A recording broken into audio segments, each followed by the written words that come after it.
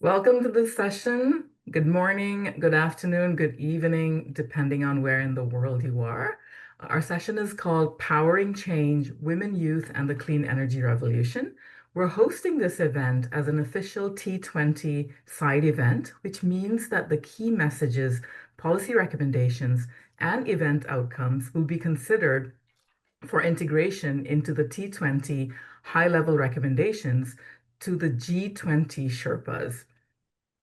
Thank you for taking the time to join us. I'll be chairing this session. My name is Bipasha Barua.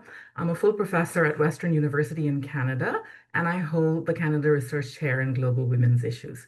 I also serve as a Gender Equity and Inclusion Advisor on the IDRC-funded Clean Energy for Development, or CEDCA, initiative.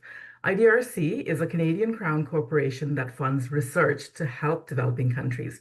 It was established in 1970 by the Canadian Parliament, and its goal is to promote growth, reduce poverty, and drive positive change in developing countries. IDRC is investing 18.4 million Canadian dollars in 27 countries under the Clean Energy for Development initiative. 12 research teams in Africa, Asia, Middle East and North Africa, and Central and South America are investigating how small businesses can drive and benefit from energy transitions while enhancing economic prospects for women and youth.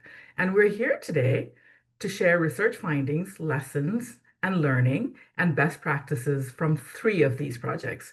We have here with us our esteemed panelists, Anne Kingiri, who is Principal Research Fellow and Director of Research and Innovation at the African Center for Technology Studies.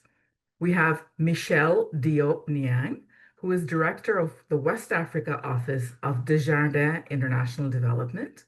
And we have Dr. Abu Ali, Professor of Economics at Cairo University and a Research Fellow at the Economic Research Forum. So why should we care about gender equity and youth inclusion in the transition to clean energy? To enable a sustainable global transition to clean energy, the sector must engage the skills and talents of women and youth since they constitute well over half of the global human population. That's the first and most obvious reason. We also know from economic and social analysis of various kinds of new technologies, everything from technologies introduced during the Green Revolution in the 1970s, electronics in the 1980s, information technologies in the 1990s, and artificial intelligence in the 21st century, that certain groups of people gain more from using new technologies than others. For example, women, low-income people, people with disabilities, and refugees and migrants are known to have weaker access to new technologies almost everywhere in the world. And the clean energy sector is no exception. For example, there are currently 2.3 billion people in the world without access to clean energy for cooking, and most of them are in sub-Saharan Africa and South Asia. Now, given the persistence of traditional gender roles within families, we can safely assume that most of them are women. And women currently hold only 32% of clean energy jobs globally, most of them in lower paid and precarious service and administrative positions, not professional jobs with income and job security. All of this means that if we don't have appropriately targeted training, education, entrepreneurship opportunities, financial tools, and supportive social policies, the global transition to clean energy may exacerbate existing inequities for women and youth and hinder the achievement of global poverty alleviation and human development goals. Finally, low-income groups in general and low-income and low-skilled women and youth in particular are the groups that are most likely to experience unemployment and underemployment everywhere in the world, and certainly in the countries that the CEDCA projects are based in. So, for example, in the Middle East and North Africa region that Dr. Abu Ali will be speaking about, has some of the highest levels of youth unemployment in the world, combined with, at 21%, the lowest rate of women's labor force participation.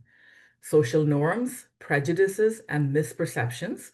For example, that in times of high unemployment, men should be given jobs first and women should be let go first, interact to compound the challenges that women face in seeking employment and entrepreneurship.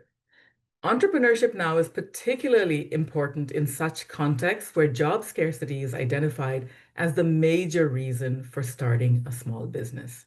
So without further ado, let's hear from our panelists. So first off, I would just like each of you to tell us your story in a sense. So give us a short overview of each project. Let's start with you, Anne. Thank you. Good morning, good afternoon, wherever you're joining us from. Thank you, Bipasha. I'll speak to our project, which is motivated by the fact that youth and women, they are the majority, and the fact that they are kind of disadvantaged in terms of where they belong in the clean energy ecosystem. So our project is trying to understand the factors that are in enhancing or even impeding their participation, the women and youth participation in the clean energy enterprises in Kenya, Malawi, Uganda, and South Africa. What we are trying to do is to undertake what we are calling joined up research, involving them, the youth and women themselves, to understand exactly what are the challenges they are facing in the clean energy ecosystem, and what can be done to enhance their optimal participation in this particular sector, the clean energy sector, and how we can address some of the gaps that they may have been encountering, because we perceive the context to be very different for the different countries. We perceive the context to be very different for the different value chains, and we want to understand what are the gaps and what can actually be done to enhance their participation in the different value chains in these four countries, and how they can benefit economically, and of course contributing to environmental benefits as well as social benefits. Basically, that's what our project is doing. And we are in the 1 year of the project, and we do have interesting data that is going to inform today's conversation. Very, very excited to share with you and everybody who is joining what is coming out from our research. Thank you very much, Bipasha. Back to you.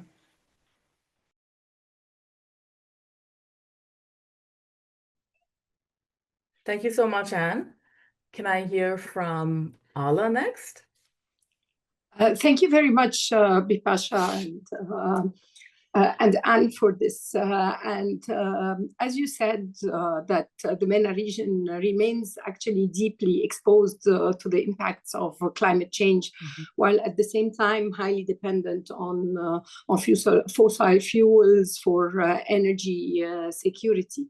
Yet MENA region is also very rich in untapped renewable energy potentials, especially solar and wind, which increasingly recognizes the need for just inclusive energy transition that delivers both climate and development benefit. And also gender inequality still persists, as you said, that the labor force, female labor force participation worldwide is actually the lowest in the MENA region compared to the world, and the women remains underrepresented in both STEM and clean energy sector. So, which is actually a missed opportunity. And this what stemmed the research initiative that was set out to explore how this energy transition could spark new possibilities across 6 of the MENA countries, namely Egypt, Tunisia, Morocco, Jordan, Lebanon, and Sudan. From the outset, the project aimed to shape sustainable, efficient, and equitable policy directions, ones that not only widen access to electricity and create different jobs, access to green jobs, but also will empower youth and women, along with strengthening the climate resilience. I would also say at the end that central to this effort was actually the role of micro, small, and medium enterprises that were long recognized as an economic cornerstone, yet often overlooked when it comes to embracing renewable energy. So the research attempts to understand that enterprises' challenges, such as limited financing or technical know-hows, and the opportunities that could arise from cleaner, more sustainable power solution. By illuminating really how SMEs might navigate the shift to renewable energy and how this shift could yield job growth and create inclusion, particularly for women and youth, the project offers a blueprint for aligning the environmental goals with broader social and economic objectives. Ultimately, the knowledge generated through the findings of this research could aspire to inform policymakers and stakeholders, guiding them towards more inclusive, resilient, and equitable future. And I guess I leave it here. We can discuss this more throughout the webinar. Thank you, Bipasha. Over to you. Thank you, Ala. Tell us your story, Michelle. Thank you very much. Good morning, good afternoon to everyone. So I'm very happy to be here to talk today about our project, which is the Renouveau FG project, Renewable Women and Youth project, which is about accelerating the energy transition in Senegal.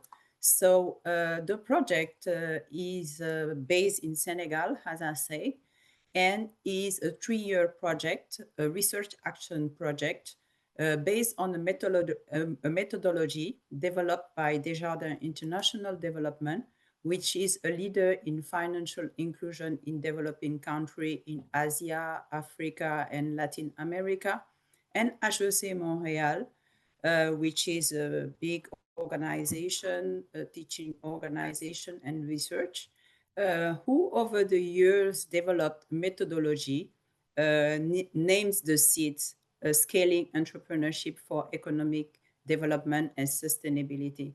So this methodology is about exploring and having a qualitative approach to develop processes that will help population to experiment new strategy, new policies to see how we can improve the participation of women and youth in the value chain of renewable energy.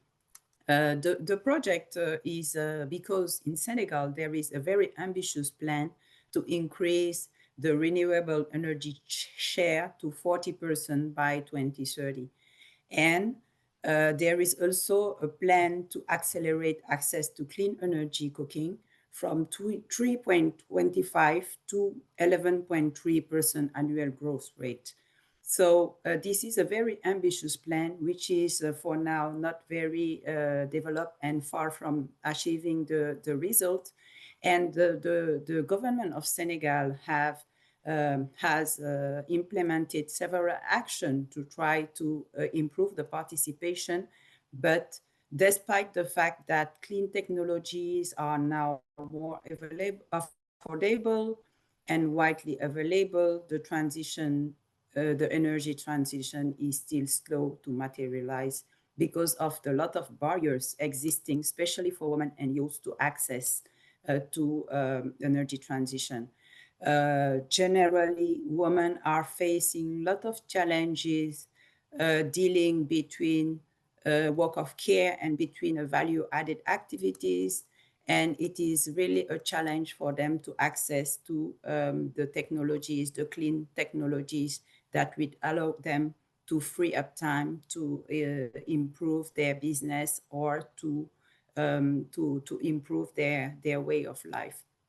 So with this project, we believe that to accelerate the transition, the energy transition in Senegal, we need to increase their participation in the renewable energy value chain in all aspects, supporting the ecosystem on the customer side, meaning the demand side for women, for them to know what are the solutions, the existing solution, how they can use them, etc. On the supply side, because there are a lot of barriers for the provider to make the technologies available to this population, because some more of the time it is in rural areas. There are a lot of challenges, supply challenge. We can talk about it later. And also on the facilitator side, because we believe that microfinance institutions have a crucial role that they can play for in this transition movement, because we know that generally the products are expensive, and it is also difficult for women and especially youth to have access to financial product. So the idea with this project, which have 3 implementing partners, so Development International, Desjardins International Development, and HEC Montreal, and an institute which is at the University Cheikh Anta Diop of Dakar. So all the 3 together with the local stakeholder composed of association of producers in Senegal. We are working together to try to test what are the best solutions to improve this participation and how we can make it sustainable.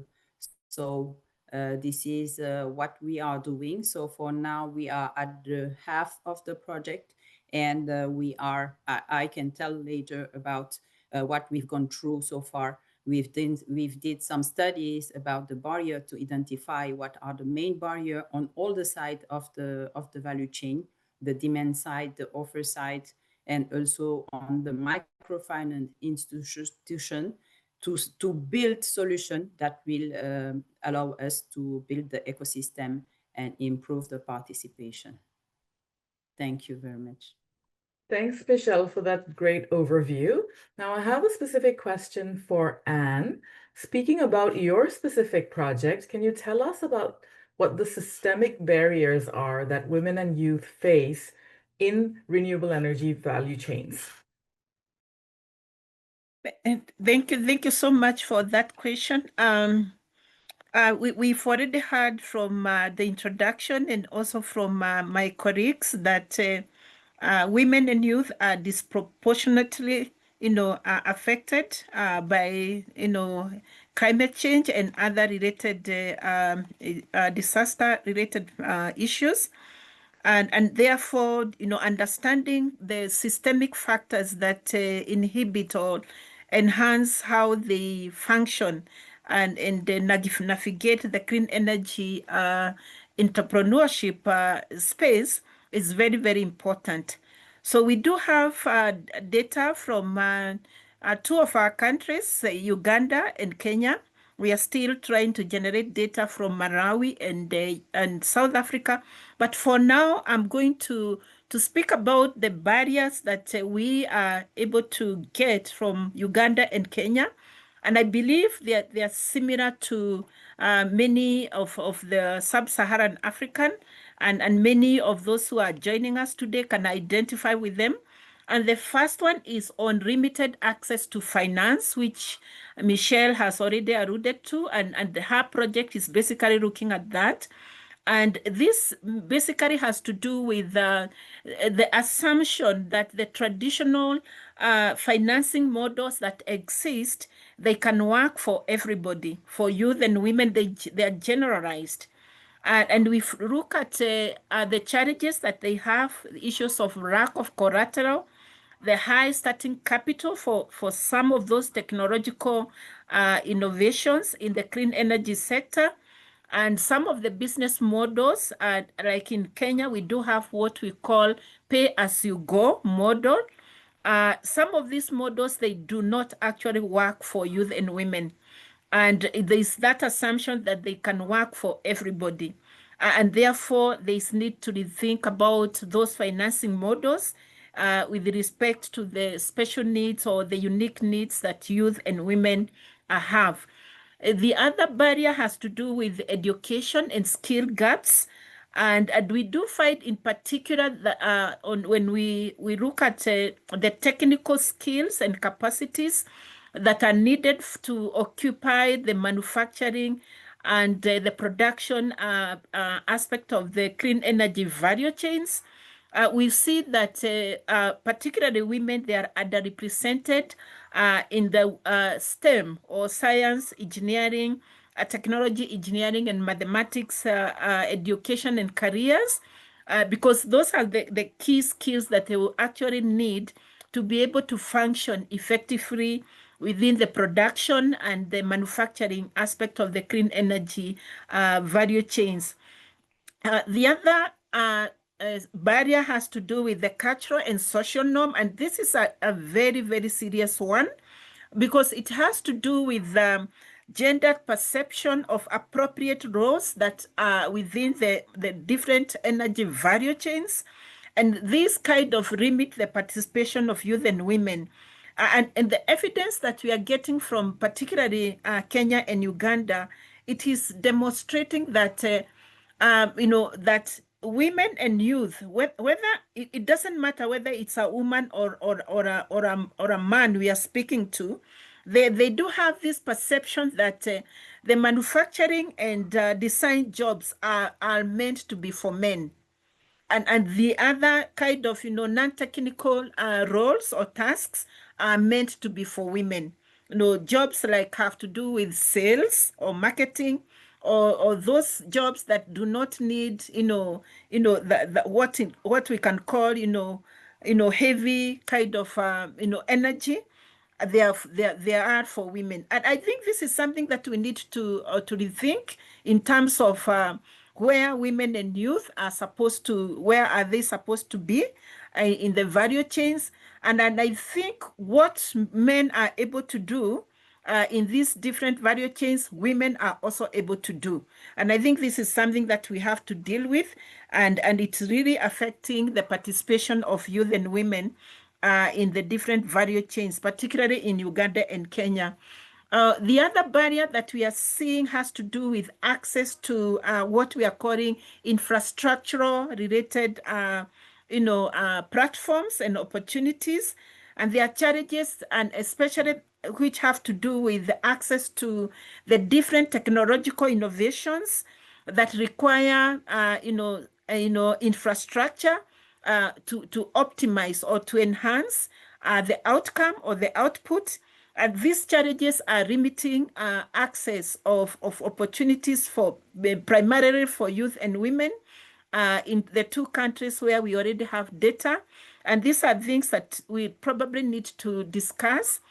And especially if you are looking at the context, the rural context within which these small and medium enterprises, entrepreneurs operate, and especially in the rural areas. And we are talking about not just small and medium entrepreneurs, we are talking about micro, very, very micro entrepreneurs who need a lot of support in terms of the infrastructure that they need to occupy to be able to operate maximally and generate benefits or economic benefits from what they are doing. I'm going to stop there. Those are some of the systemic factors and barriers that youth and women are facing in using Uganda and the Kenyan data.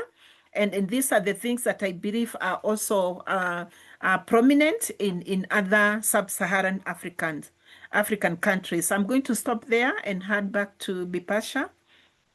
Thank you, Anne. I'd like to address my next question to Ala and Michelle. And my question is, what strategies have you found to be effective to increase the participation of women and youth in the clean energy sector? Thank you very much, Bipasha, and thank you, Anne.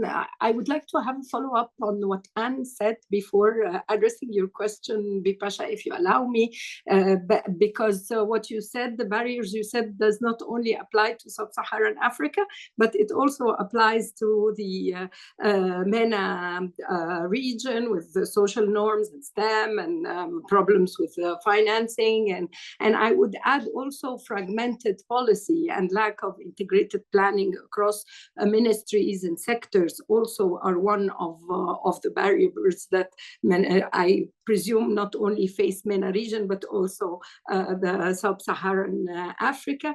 And I think that addressing these better will require actually better governance that targets public policy and strong cross-sectoral collaboration, which all those priorities, I guess, I believe also echo in the G20's vision in for inclusive transition. Returning to your question, Bipasha, on strategies to increase the participation in clean energy, I think that you need to address all the barriers that we just talked about by removal of all regulatory barriers, trying to make them less fragmented, have more access to finance, try to cut down bureaucracy and the institutional barriers, and in order to have affordable renewable energy, I guess. So also the lending support to the MSMEs is quite important, so that making accessible for females, since they tend to be more environmentally conscious compared to males, at least this is the results in the MENA region, and try to share the firms that are led by youth in the labor force. Actually, they are more considered to employ the renewable energy. So the last thing I would be saying is that enhancing the ICTs and the awareness and access to information about different technologies is also very important, and it needs to be strategized in order to make sure that we reach the just green transition. Michelle, maybe over to you. You would like to add something from your perspective? Thank you. Yes, thank you. Thank you very much for all what you shared, and Ala, and for the question, Bipasha. So what you say is really, it seems it has been done in Africa, in Senegal, because the main barrier that you identified are really the ones that we are facing in Senegal. However, one of the point that I would like to emphasize on is the fact that when we did our initial study on, as I mentioned before, on the woman first, after on the provider, and on the financial institution, we identified that there were some barriers that were in each of these sides. For example, for the woman, one of the main challenges was the lack of information about the product, but also the need for financial support. They need financial support because the cost of the product was expensive, but also they really needed to have this revenue to make sure that they can afford this product. On the other side, for the providers, one of the aspects that was identified was also a problem of financing because of the cost of the product, but also because of the challenges that they are facing to make sure the product go to the rural areas. So the providers were also sharing really big challenges to provide access to the products to the women, that the rural women and youth. And on the microfinance side also, when we identified some institution and tried to understand what they were offering as a product and services related to renewable energy, and we mentioned that there were no specific, in most of them, no specific products related to clean energy, clean cooking, and also the product were not adapted to the women, the financial product and services. So based on all these findings in the different aspects of the ecosystem, to make sure that we increase the participation of women and youth in the clean energy value chain, what we are doing is currently to see how first we will improve and make sure that women have the good information about the technologies. They know the technology and they know what are the benefits of these technologies, how it can free their time so that they can use this time for productive activities or for other things, and also to lift up barriers that we identified because they were very cautious about institution financing because they are not sure that they can pay for the loans. So what we are currently doing is preparing a training for these women to make sure that they understand the technologies first, and also that they to build their confidence in the financial institution so that they are comfortable to go to them to search for loan. On the provider side also, so the idea is to support them to access to loans so that they can build their business and see how they can facilitate the supplying side of the product. And for the institution of microfinance, there is one who we are partnering with. So what we will do is, based on the diagnostic that we've done, we will create specific product and services related to renewable energy, and we will also train their staff to provide the product and to be comfortable to talk about it with women. And we will link all these people together to make sure that we build the ecosystem in order to make sure that the financing aspect can move everyone to another step of using renewable energy. So this is one of the strategies that we are implementing at the time. So the objective is, once we finalize this the contents that we are currently developing, so we will observe for a piece of time to see how the capacity building that we provide us to each of the aspect of the value chain, to see how it will influence on the mindset of these people and how it will improve the participation in renewable energy. Thank you, Michelle. In a sense, you've already answered, or at least in part answered my next question, which is how are your projects building skills and capacity for women and youth in the sector? So, Michelle, if you have anything to add to that, Yes. and any of the other panelists. Yes. So what we are doing is that we have a very participatory approach with the intervention of different expert and government bodies because we believe that it is important to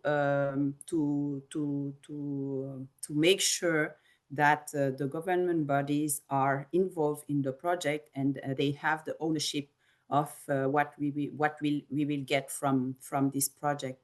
So as I mentioned before, there are also associations we are working with. So we try to really base on what's happening on the field and what are the real needs for women, for providers, etc., to make sure that we have adapted product and services that will help to improve the system, the ecosystem of the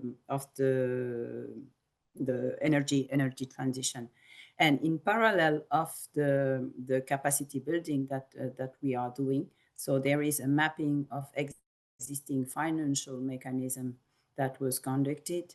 And also the objective is really to make sure that everybody is on the same, has the same view of the real needs, and to make sure that what is the best way to make sure that we improve access to energy transition.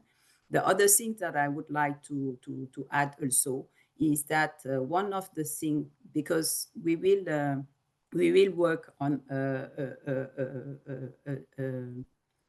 I forgot the name, un échantillon. You will work on a sample of women. Yeah, a sample of women. And the objective is really to provide them with literacy skills, financial literacy skills, also the knowledge of the technology, because we did studies also to identify what are the main technologies that can free up more of their time. So we identify the solar solution, we identify also biogas, etc. So there are five main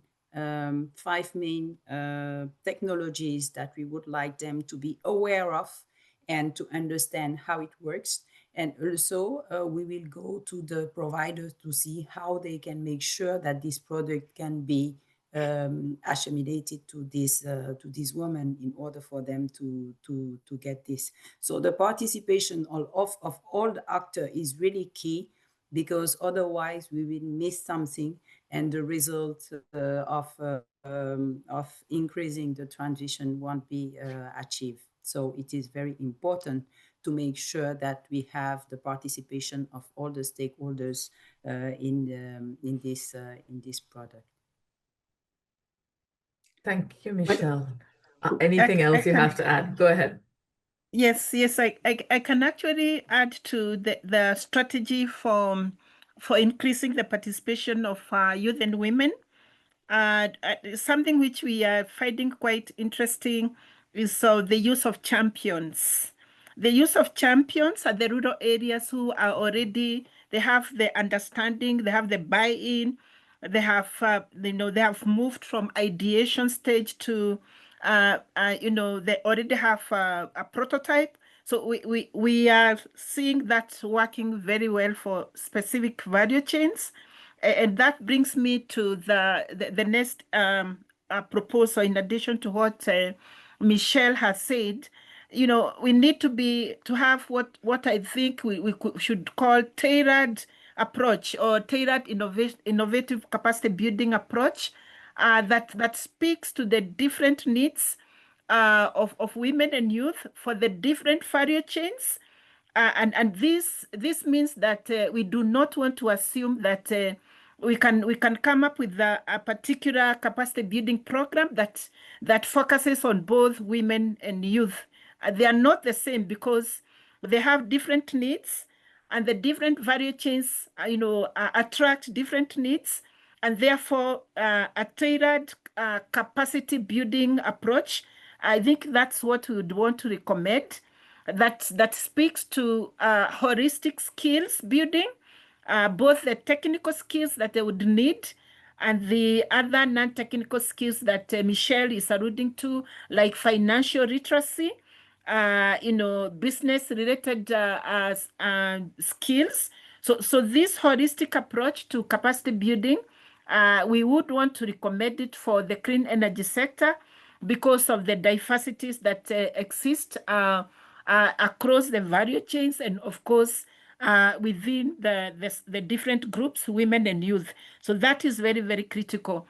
And of course, speaking to the need also to speak to the education sector, because the STEM training also, has a place to play, for women and youth to participate much more in the technical aspects of clean energy sector. But speaking also to what we have seen in Kenya, we are seeing women and youth occupying not the technical skill, not the design and the manufacturing related jobs, but we want the women and youth to transition from the basic, what we can call just ordinary sales, marketing related jobs. We want them to transition from that to owning even businesses or occupying the production and the manufacturing spaces of the value chain, because that's where we have much more money. And therefore, those tailored and very strategic capacity skills that would help them to transition from those raw jobs to high-level jobs, I think that's what we would want to speak to in terms of enhancing, women and youth to transition. And I think we can try to do that by, those skills that we build should be able to upgrade, and upgrade them, in an innovative way, upgrade them to be able to occupy those high-level jobs within the different value chains where they can get much more economic benefits. I think I'm going to stop there. And of course, the need for evidence to be able to know exactly which skills and capacities women and youth actually need within those different value chains and across the different context, the different regions, and particularly in the rural areas, we need to be very, very strategic and very intentional in terms of capacity building programs. Back to you, Bipasha. Before getting back to you, Bipasha, Go ahead, Ala. Yes. I would say just all the above, plus I think that challenging the discriminatory norms and the restrictive sex role stereotyping that exists in schools and in the labor market is also key for that. It's for those efforts.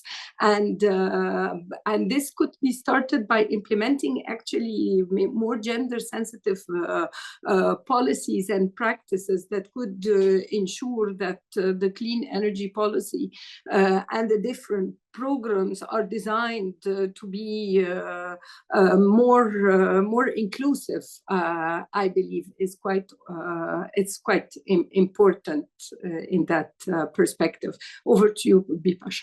I just would like to jump in from what you said, Ala, which is very important, and has an example on what we are doing, because I mentioned the capacity building to be done on for women on financial literacy education, entrepreneurial management, renewable energy technology knowledge. But for this, what we will do through the project, we will not only focus our activities on women, and we will also identify men from the families of these women to be to have this also training, because what we would like also is to understand the family mechanics, how it can encourage on the participation of women. And we believe that there are things that can go out from there. So it is very important not only to focus the efforts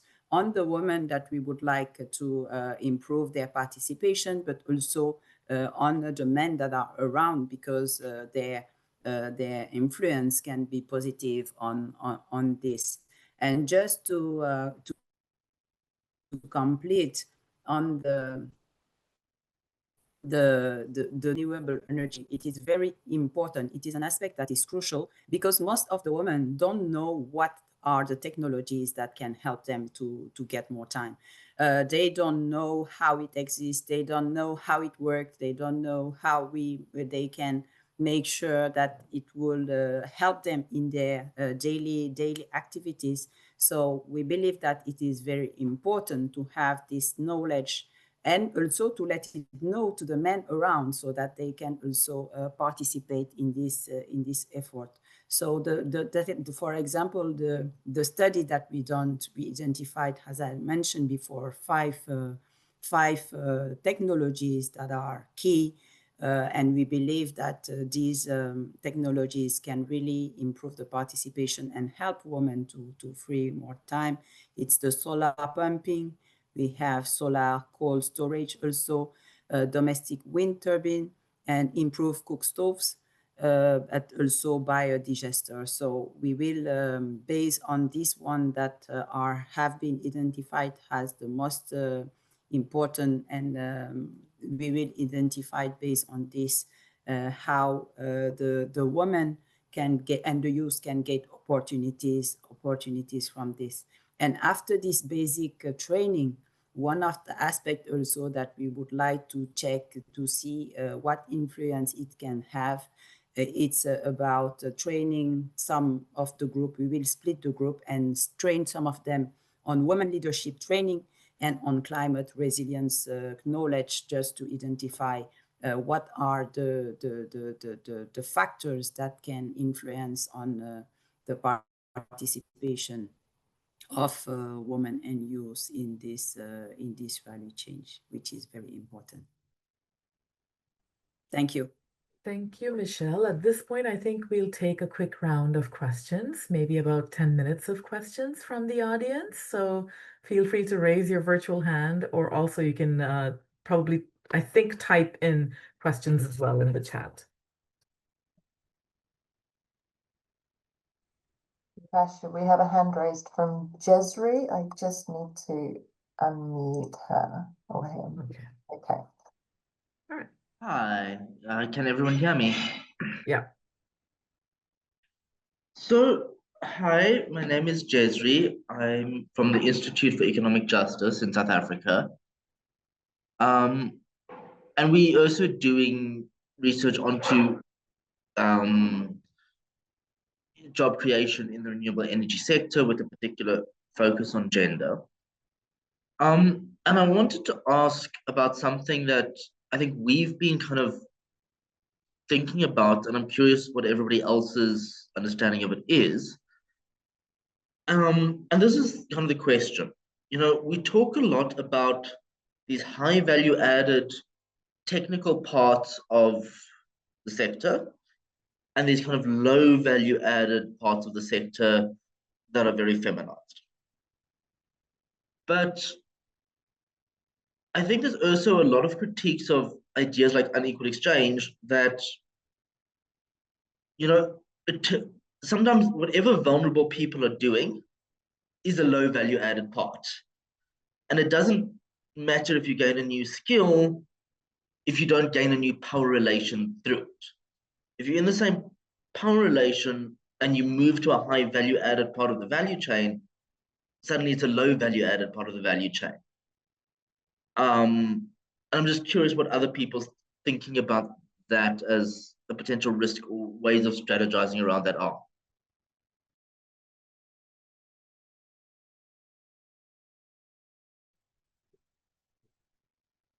Any of the panelists like to address that?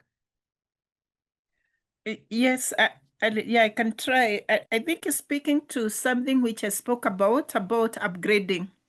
Upgrading the stakeholders, the entrepreneurs from what he's calling raw value added, positions or jobs, upgrading them to high value added.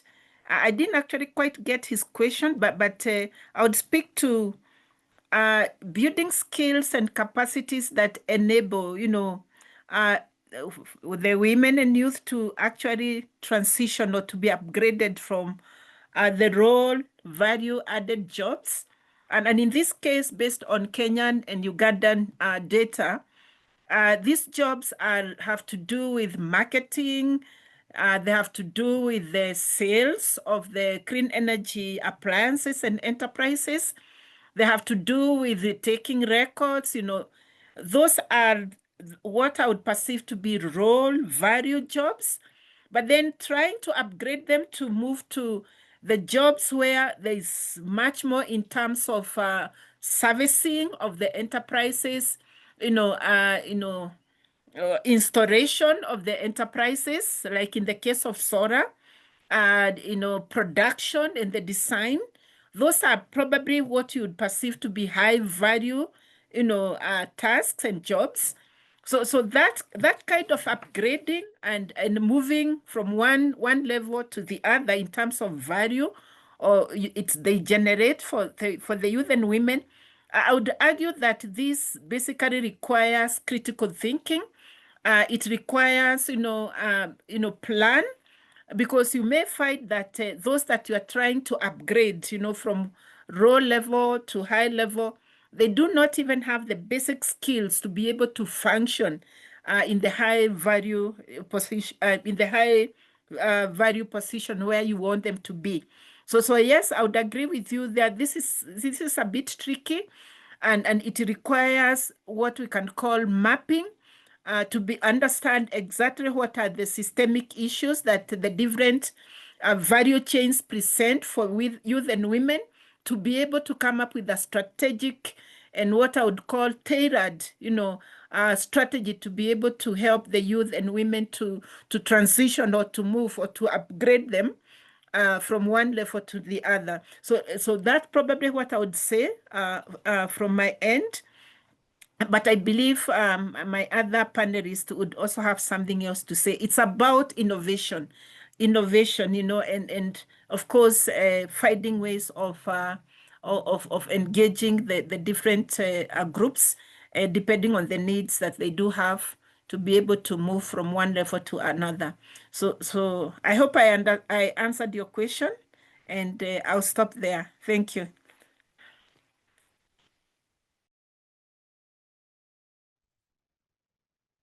Are there other questions? So we have a question from Basil, who I will unmute, and then a question in the chat from Flaubert. But Basil, please go ahead. Good afternoon, everyone, wherever you are. Can you hear me? Hello? Yes, we can hear you. Oh, okay. I'm Winka Basil from Cameroon. We are also doing research and some work on gender just energy transition. But the challenge we have had so far is to be able to move the participants who have been trained to entrepreneurs, because startup capital for some of these small-scale solar systems is not there. I don't know how you people are going past this step in the various countries, the north of Africa, Uganda, Kenya, and south of Africa. I'm curious to learn from your experiences to see if it might be of help to us. Thank you very much.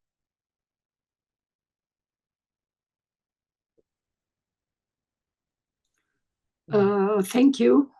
Thank you so much for the question. And I think that there is also a question typed in the chat asking if there is a difference between the challenges that are faced by women in the energy transition or the energy sector in general as compared to other sectors. I believe that that clean energy sector presents an additional layer of complexities given its technology intensive and their evolving rapidity and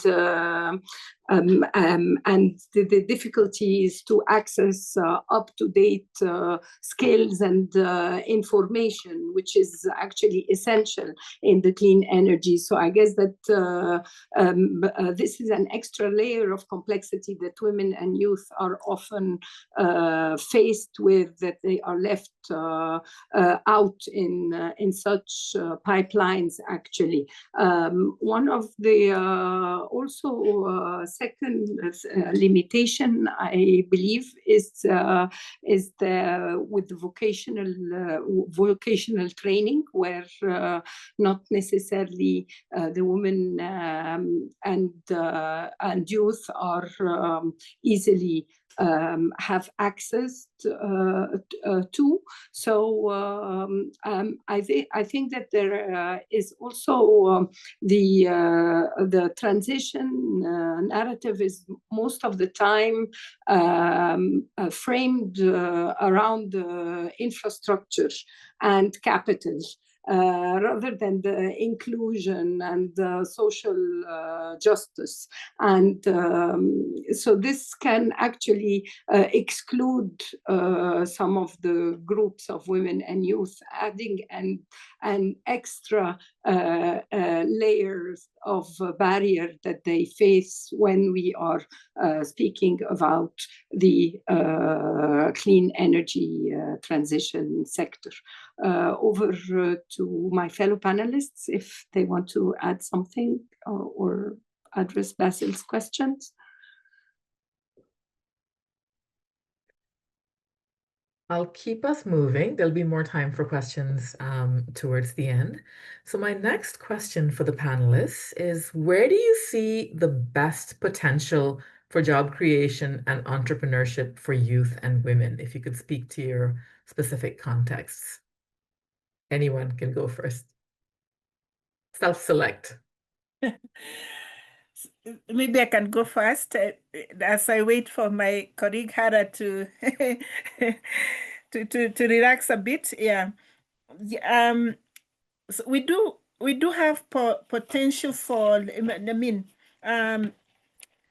we do have opportunities for youth and women in the different value chains, and I think I don't know whether Bipasha mentioned that the clean energy transition can actually create more jobs than the fossil fuel industry. I think you said that in the introduction, and it's being estimated that there'll be 14 million new jobs that will be created in the green energy in 2030, compared to 5 million, I think. I think you may have said that in the introduction, compared to 5 million in the fuel, the fossil fuel industry. So there indeed opportunities for jobs in the green energy sector for youth and women.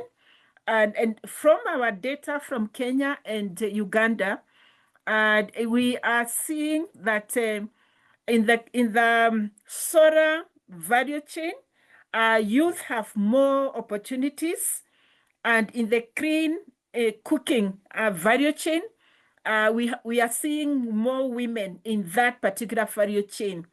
But let me just mention that the opportunities that are there are for direct jobs. They are basically those jobs that we are calling raw value jobs.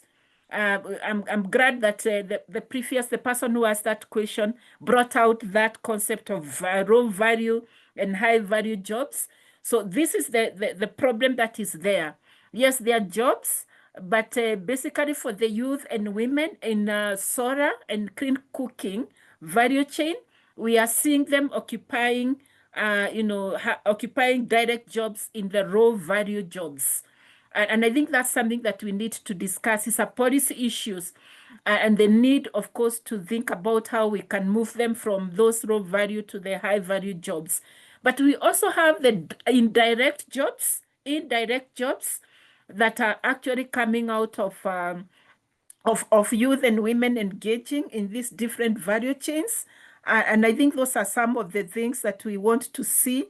What is the advantage of promoting the direct jobs as opposed to promoting the indirect jobs? But I think whether it is indirect or direct jobs, we are seeing multiple opportunities that are presented by the green jobs along the value chains, in the manufacturing, in the design, particularly in the improved cookstoves or improved clean cooking technologies, but also in the supply side.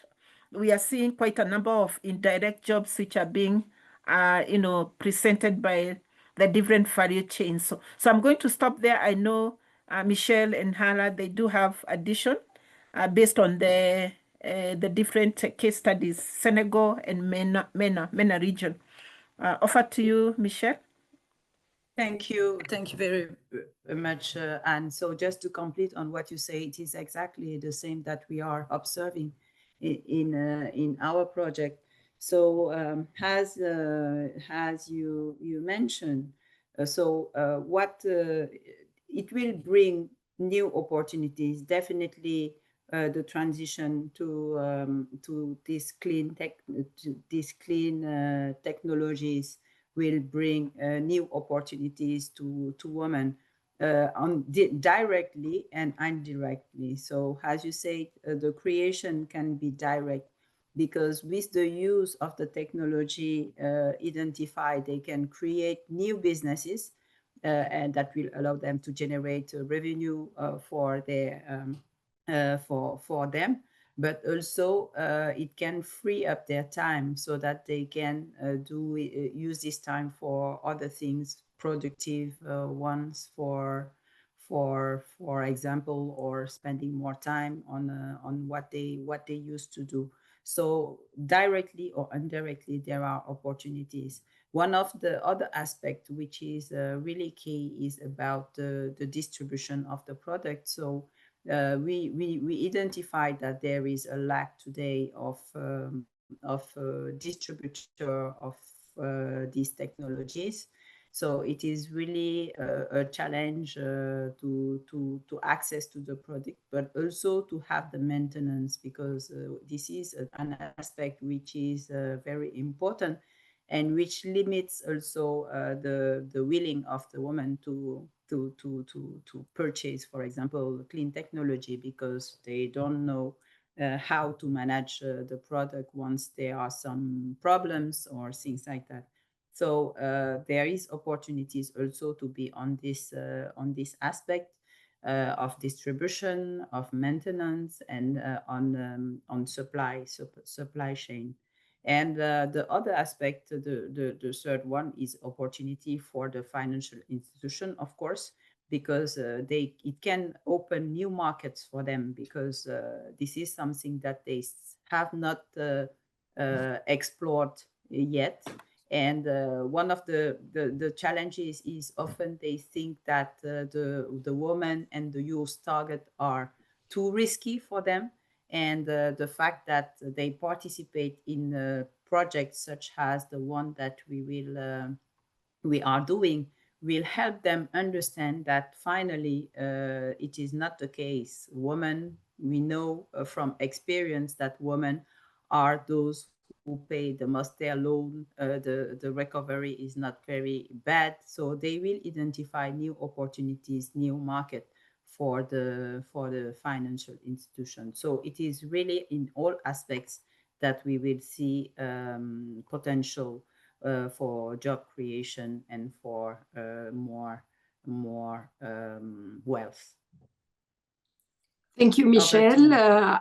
I would like to add, if you allow me, Bipasha, that not just in the supply chain maintenance and retrofitting and all what has been said before, I would guess also in research and development and innovation is also a potential for job creation, especially for the youth. And for women, I would say also skills and the training ecosystem, because at least in the MENA region, women likes to work in education. And so I guess that there will be opportunities created over there if they can have the proper set of skills to transfer in order to fill the gap and the mismatch in the labor market. Thank you very much. Over to you, Bipasha. Thanks so much. I mean, just quickly referring to what Anne said, I know I'm the chair and I'm not supposed to speak very much. But in terms of employment, yes, definitely it's very well known that renewables are more generative of employment than fossil fuels. So there are different kinds of evaluations. I've seen, for example, in Canada, it's an investment of $1 million produces about 2 jobs in fossil fuels, where it can produce up to 15 jobs in the renewable sector. The thing there, though, is that not all jobs are created equal. So those 15 jobs, we have to ask about the quality of the jobs, right? Are they protected? Do they have benefits? Are they, stable jobs that have regular salaries, things like that? And that piece, I think, is very, very important. But definitely fossil fuels are more capital intensive, whereas renewables are more labor intensive. And even within the technologies, definitely solar photovoltaics is definitely the most generative of employment, followed by bioenergy technologies. And wind, for example, is not very generative of employment. And to the question that Jesri had, I think that's the important piece, that they're not created equal. So we need a lot more than just training in that sector. We need things like stronger social protection systems in order for issues of equity to really be taken care of. I'll be quiet. Next, I just want to ask all three about future directions and recommendations. So these can be evidence-based policy and business recommendations for inclusive clean energy transitions that are emerging from each of your projects. Maybe I can go to Anne first. Thank you so much, and also for clarification on really the embedded issues that when we think about direct, indirect jobs and green jobs, I think those are some of the embedded issues that we need to think about. In terms of future direction, I want to start where Hara stopped in terms of, how do we, get more of youth, particularly youth, into this clean energy space ecosystem.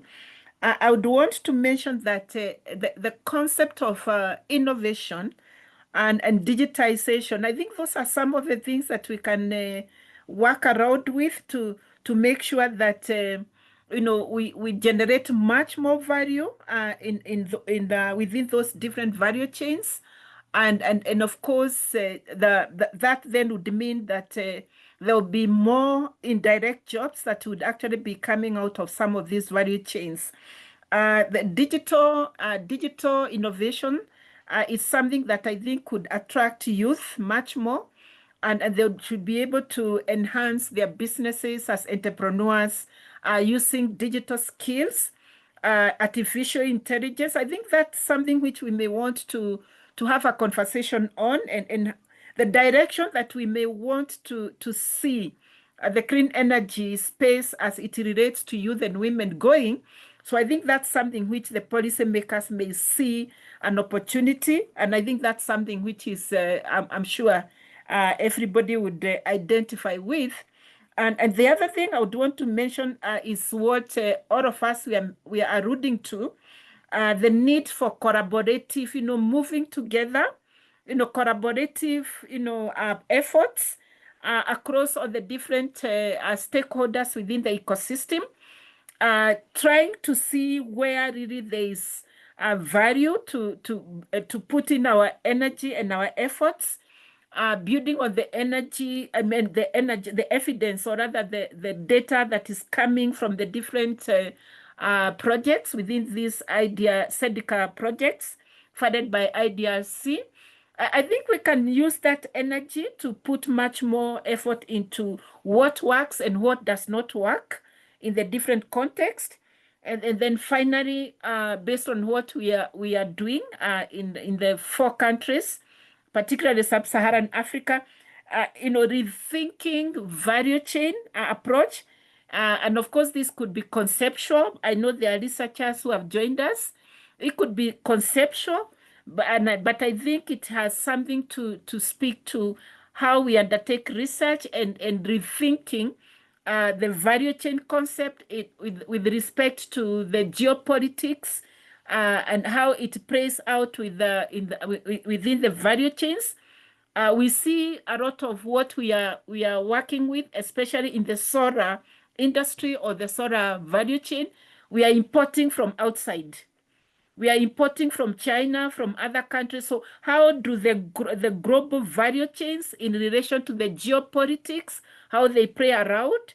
So I think the value chain thinking, and then, of course, marrying this with the gender-sensitive approaches, I think that's something which would add value to the outcome of these kind of conversations that we are having now, leading to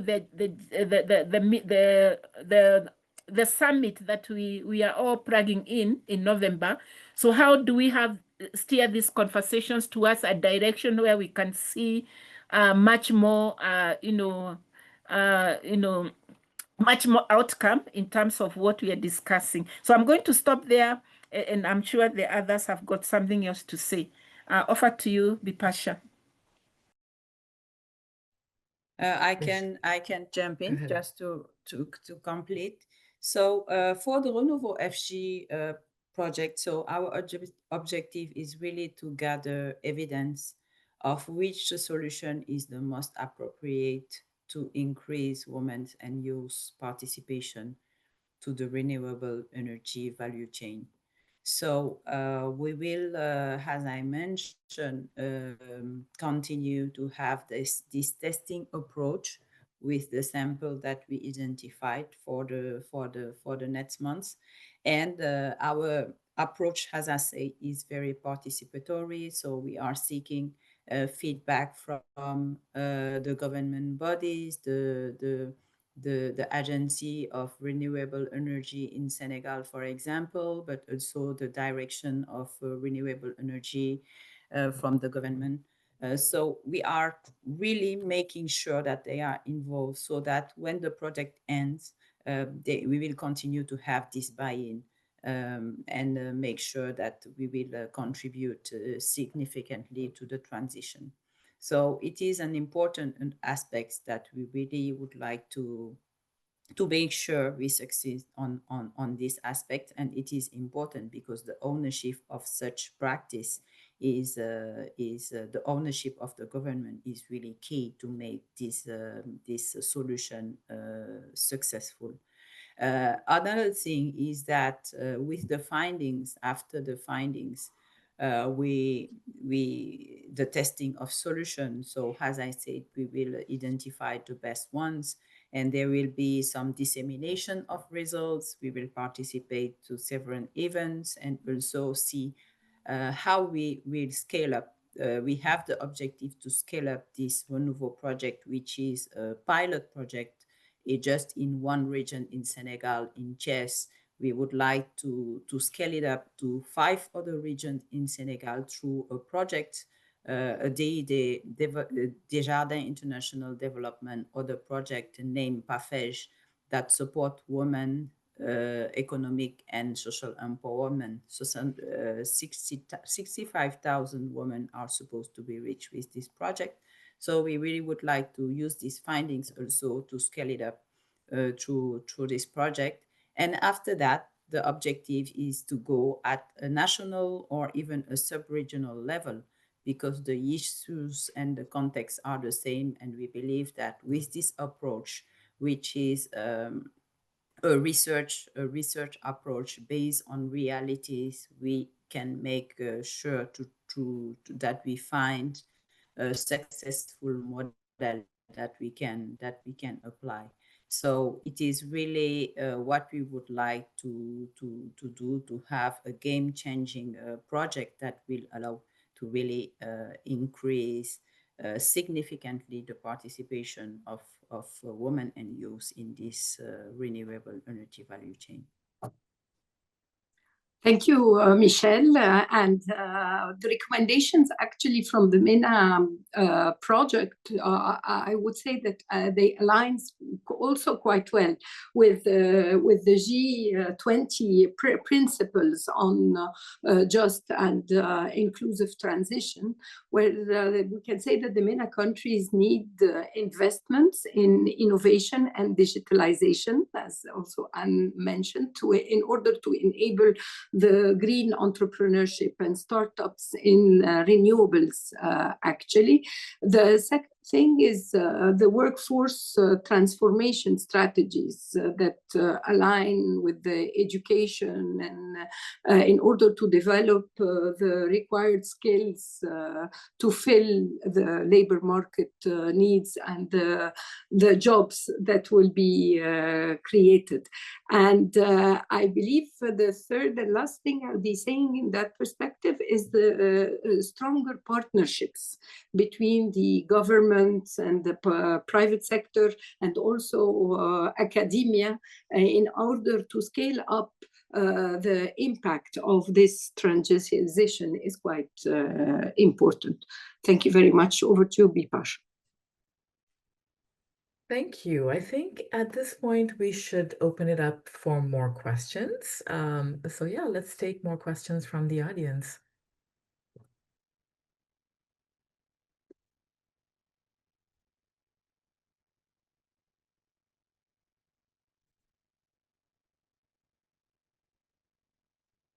Maybe Bipasha, we could probably have tried to answer one of the questions on decentralized systems on the chat. Yeah, it's been asked by Active. Maybe, yeah. Sure. I actually was trying to read the chat, and yes, please go ahead and add to that. Yeah. Yes, and of course, depending on, I know is it a she or he? I don't know. Please forgive me. I don't know. Yeah, but depending on, because the person is alluding to using solar energy much more, because there are many. There could be this other forms of other systems besides solar. I think it has much more to do with the broader reach. It's community-oriented, social value they generate. But in terms of youth and women participation in those decentralized systems, it again depends on the gender goal. If the gender goal is to increase participation of youth and women in those systems, I think that can be achieved. But if it is about economic, empowerment for them to be much more economically better, I think that it could be contested. They may not be, there may be, or there may be not be no opportunities for them to benefit economically from those systems. That's something which would depend again on the context. But here the solar has been used, solar energy has been referenced, but again it will depend with the different value chains. We do have the small wind systems also, which again tends to be much more not pro gender. As Bipasha said, the wind system, in terms of opening up opportunities for youth and women, I think it again depends on the value chains and the technologies that we are looking at. The productive use of energy systems, I think that has much more in terms of impact for youth and women, because they are much more localized in the rural areas, and I think they tend to be much more, beneficial for the small and small scale farmers and the like. So I'm going to stop there. I know Michelle could have much more to say on that, because she's into some of those rural-based systems. Back to you, Bipasha. Michelle, do you have anything to add to that? Please go ahead. Just wanted to complete on what we understood from the study, the initial study.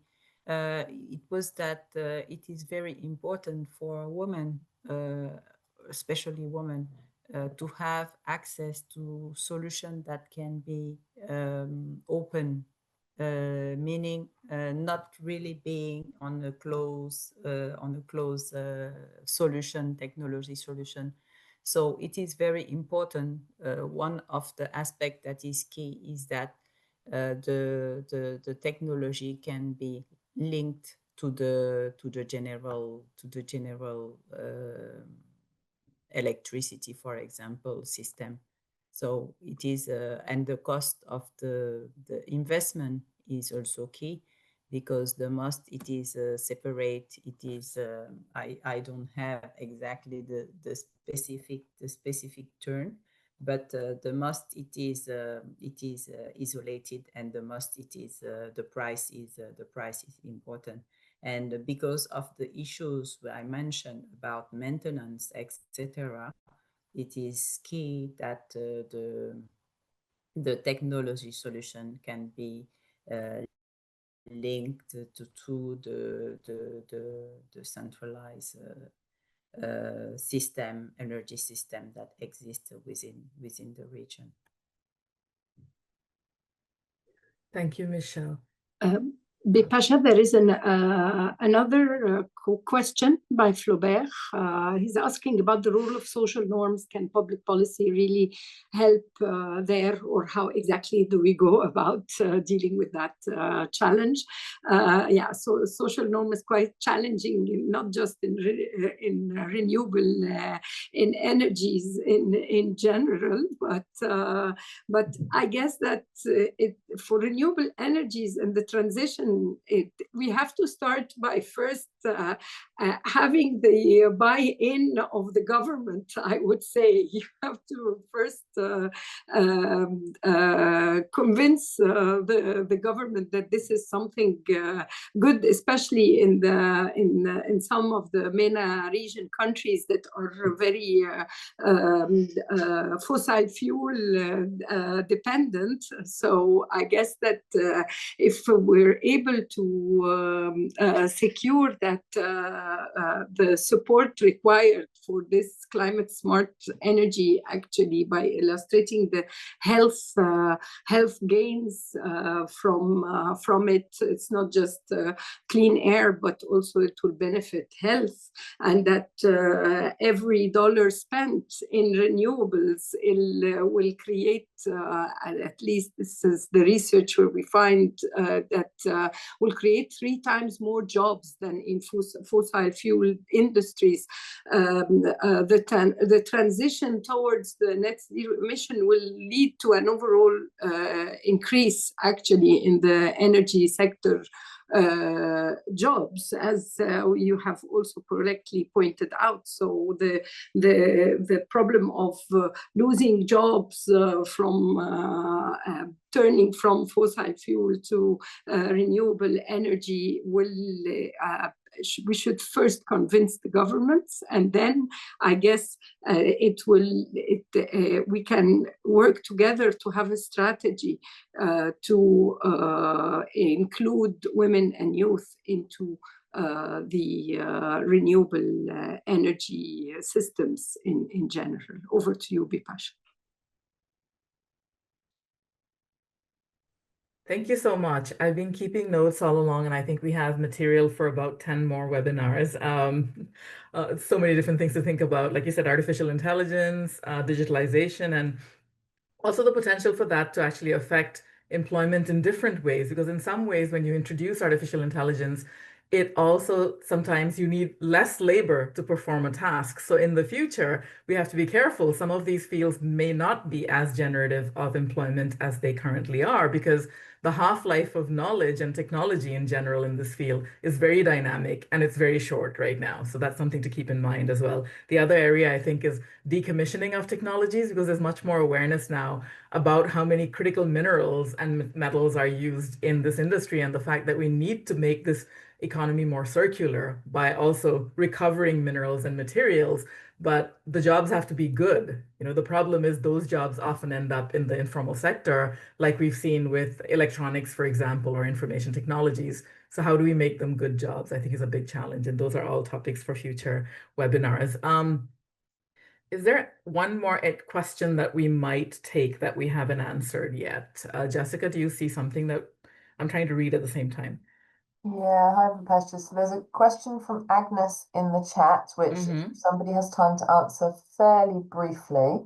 The question was how we ensure that we see women not just as beneficiaries, but contributors to supply chains and business owners. So we ensure the transition to clean energies considers this in this aspect. So again, linked to what Anne was speaking at the beginning, but also others. Very briefly, if anyone would like to take that. I think I can jump in because it is related to what we are doing, because we believe that financial inclusion is key to make changes possible. And as we identified, we know that the price and is a key issue in this transition and in the use of this energy, the renewable energy. So I think one of the best way to make sure that women are not just beneficiaries, but also contributor to supply chains, etc., is that we make sure that they can have access to financing that can allow them to contribute in a different way to this value chain. So I think it is key to make sure that the financial institution have the right products, the right services that are adapted to the women we would like to reach, but also to link them, to make sure that there is a link between the different actors of the ecosystem, to make sure that yes, they talk the same language, they know what the objectives are, what we would like to reach, what the priorities are, and try to make things together based on the needs from each other, and make sure that each of the parts of the ecosystem will benefit from the approach that will be done. Thank you, Michelle. At this time, I'd like to ask each of the panelists to make very brief closing statements. Ala, can I start with you? You're muted. I am. You can hear me now. Okay. Yeah, go ahead. Okay. Yeah, but just quickly, just to mention that seeing more women participating in the supply chain, as well as in the as business owners, it's not just about financing, which Michelle has articulated very well. It is also about the holistic skills that they need, because you can give them the money, but if they are not good business, actors, then they may fail. So we want to make sure that we create those holistic, we provide those skills and the capacities that will help them to sustain, you give them money, but they sustain those businesses. So in conclusion, then I would want to say that this is a conversation that is going to continue.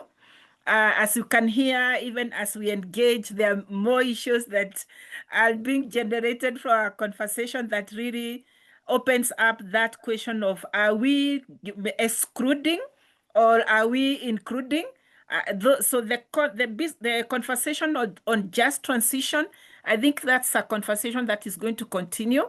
And I think we can continue engaging on this, and the collaborative approach and being candid in how we are sharing information and knowledge based on the data evidence. I think that's something which I would support. And then thank you so much to the CEDCA team and for creating this opportunity to continue having that conversation. Back to you, Bipasha.